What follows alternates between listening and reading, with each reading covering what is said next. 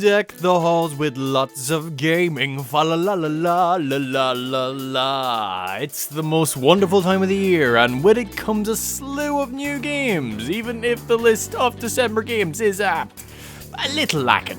But there is still a few gems that have caught our eyes, so relax by the fire as we at the Republic of Players and Friends discuss the games that we would like to see under the Christmas tree this year. Now, I love me some platformers, and Scarf is definitely right up my alley. The game looks to be a nice mixture between platforming and puzzles. The platforming honestly looks like a ton of fun, from the movements that are provided, the likes of the jump and glide, and just look at how the wee fellow runs, it's so bloody endearing, it's so cute. I feel the biggest draw to this game for me would have to be the atmosphere. From its lush art design to the wonderfully soft music of the trailers. This game radiates a sense of relaxation, that it will be a nice little adventure to stumble through with the power of your Scarf Dragon. And who here can say no to a Scarf Dragon? I really want to get my hands on this game to also see how the puzzle elements play out throughout the game, and if they can bring a proper challenge. Just from what I've seen, this game has that air about it that it's an experience that will stick with you after you've finished it for a very long time. And this is yet another reason for me to finally get a good computer to play video games. Scarf comes out on December 23rd on Steam. Look, it's Halo Infinite. Of course it was Halo Infinite. It was always going to be Halo Infinite. If you're born in a cave and are only just venturing outside for the first time, and for some reason one of the first things you happen to do is find this YouTube page, Halo is Microsoft's flagship game. It's their big kahuna. It's their Mario. It's a first-person shooter in which you take on the role of Petty Officer John 117 of the UNSC Naval Special Warfare Command, Master Chief to his friends, a cybernetically and a mechanically enhanced soldier and multiple-time savior of the human race in his ongoing quest to find and destroy the Halos, huge ring worlds that exist to hold back an ancient plague zombie race called the Flood. And in the event of the Flood escaping into the universe, the Halos are super weapons designed to wipe out all life form in large portions of the galaxy in an attempt to starve the Flood. Look, I love Halo.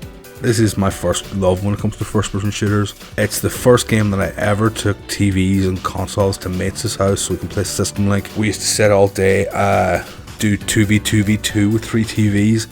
I was a demon when it comes to only rockets and Battle Creek. And when it comes to me as someone who plays games, I've always much preferred shooters instead of Halo than sort of really realistic COD game shooters where you're dead in like 0.17 of a second. And I would consider Bungie one of my absolute favourite developers, and even though this isn't a Bungie game, 343 seems to know what makes Halo Halo and keeps up to the roots pretty well. The multiplayer for this game is already out, as they decided to surprise release it a month early, and it is a ruddy good game. So now I can't wait to play the single player story and see where this franchise goes next. I've kept myself fairly in the dark. I watched a little bit of the original gameplay reveal trailer, so I'm not really sure. It seems to be a bit of an open world game, but I'm not 100% sure yet. So, it's developed by 343 Studios, published by Microsoft. It comes out December 8th on Xbox and PC, and is on Game Pass day 1.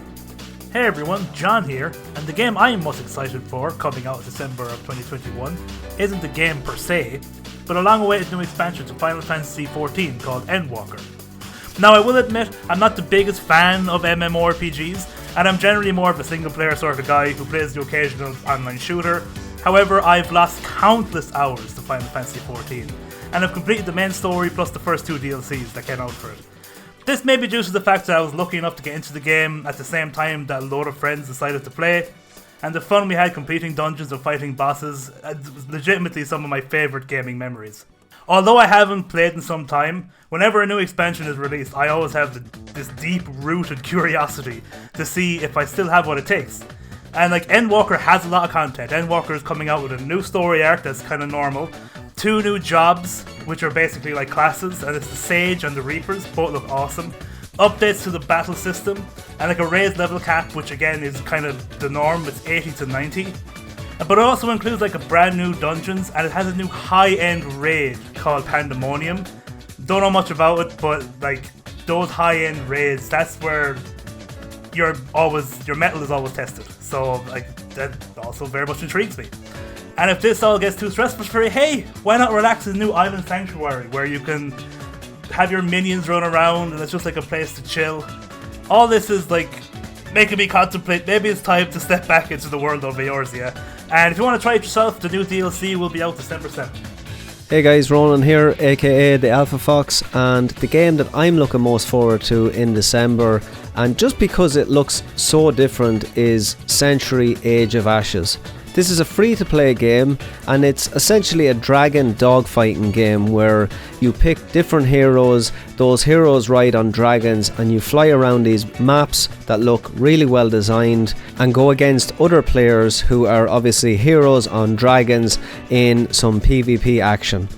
At launch, the game is only going to be available on PC, but there is planned releases for the PS4, PS5, Xbox One and the Xbox Series X in 2022. If you don't have a PC, don't worry, it's going to be coming to consoles just a little bit later. It's going to be released right at the start of the month on December the 2nd, and I'll be sure to jump in day one and record a first look video for you guys to let you know my thoughts on the game. So we'll see you all then, guys. Bye. Hello everybody, I am the Platinum Jack, and the game I am most looking forward to in December 2021 is the PlayStation release of Moon. Moon was an RPG that was originally released in Japan in 1997 on the PlayStation 1 and only saw its first Western release on the Nintendo Switch late last year. Moon is an RPG that subverts the typical RPG tropes like killing monsters for experience and raiding NPC homes for loot, which has led to it being called an anti-RPG. A prime example of an anti-RPG in more modern times would be Undertale, which itself was heavily influenced by Moon, as said in an interview by Undertale's developer Toby Fox. The story follows a young boy dragged into his TV while asleep after playing an RPG called Moon on its game station, and it's there where the trope subversion truly begins. Rather than playing the main hero, you play as an entirely separate NPC who must go around and fix the damage caused by the hero by saving the souls of the monsters slain by the hero, while also helping the NPCs of the world by granting their secret wishes, which in turn increases your level as there is no combat in Moon. Honestly, without going into too much more detail for fear of spoilers, this is looking like a day one purchase for me, as I love RPGs with weird and different concepts, and I can't wait until it's released on the 16th of December. And that's the games that we want Saint Nick to bring us this Christmas. Are you guys also hyped with the games we picked, or did we miss any games that deserved a little limelight? Let us know in the comments down below, and a special thanks to Platinum Jack who joined us today. Be sure to follow the Platinum Hunter. The links will be down in description below, and until next year, lads, have a good one.